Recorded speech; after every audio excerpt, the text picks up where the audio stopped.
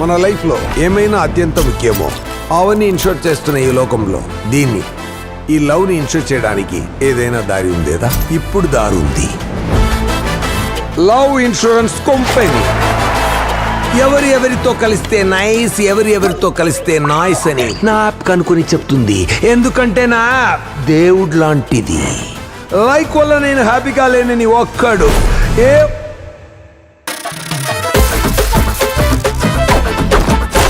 Hello, this is vibe బాసే. మన like voice అయిందే sir. Love insurance company మిమ్మల్ని ప్రేమతో ఆహ్వానిస్తోంది. ఆయన లైక్ లో నేను లేరండి సార్. సార్, నేను పచ్చని ప్రపంచం నుంచి వస్తున్నాను. ఓ యా ఆ స్టూపిడ్ ప్లేస్ నుంచి వస్తున్నారా మీరు?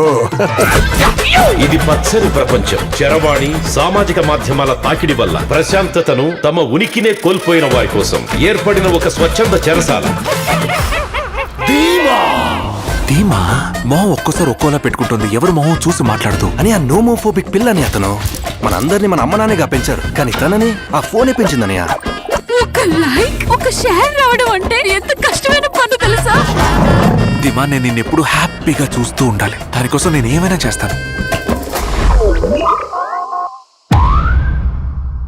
బ్రేకప్. ఏం తెలుసు ధీమా? లైక్ ఏం తెలుసు? లైక్ అన్నీ తెలుసు బాస్. వాడు ఎంత గించుకున్న వైబ్ వాసు ధీమా కలవకూడదు. What bro, very wrong bro. నాకు తెలుసురా, నీకు నేనే కరెక్ట్ అని. తన లైన్ లో పెట్టి ముందు నిన్ను లేపేస్తాను. నువ్వు బాగా ప్రాక్టీస్ చేస్తే నన్ను ఇలా లేపేగలవు, కానీ ధీమా దగ్గర నుంచి నన్ను లేపాడు నీ వల్ల కాదు. సారీ ప్రభు. మా అన్నని టచ్ చేయాలంటే ముందు నన్ను టచ్ చేయాలరా. లవ్ మాత్రమే ఉంటే సరిపోదు వాస్. నన్ను వద్దంటే వదిలి వెళ్ళిపోవచ్చు కదా వాస్. వెళ్ళిపో. ఏంటి? ఇంతకు ముందు కులం కోసం ఒప్పుకోలేదు, జాతకం కోసం ఒప్పుకోలేదు, ఇంట్లో వాళ్ళు ఒప్పుకోలేదు, ఊళ్ళో వాళ్ళు ఒప్పుకోలేదు, చుట్టాలు ఒప్పుకోలేదు, ఫ్రెండ్స్ ఒప్పుకోలేదు, అమ్మ ఒప్పుకోలేదు, అబ్బ ఒప్పుకోలేదు అని బ్రేకప్ చెప్పేవాళ్ళు ఇప్పుడు యాప్ ఒప్పుకోలేదు అని బ్రేకప్ చెప్తున్నారా? ఏంటి డిజైన్ గా ఆలోచిస్తున్నారా ఎలా బ్రేకప్ చెప్పాలని? మింగే అంటావా?